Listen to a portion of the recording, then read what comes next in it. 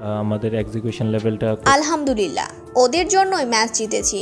তবে ব্যাটসম্যানদের উপর আমি ক্ষিপ্ত। শ্রীলঙ্কাকে হারিয়ে সবাইকে নিয়ে একই বললেন মাহমুদুল্লাহ রিয়াদ।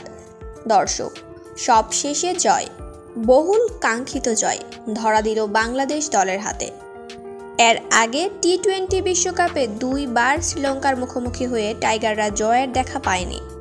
দু দলের সর্বশেষ সিরিজেও 2-1 ব্যবধানে গেছে লঙ্কানদের পকেটে।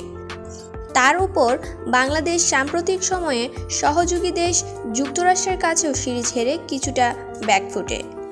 আজও লঙ্কানদের বিপক্ষে ম্যাচটা কঠিন করে তোলেন টপ অর্ডাররা।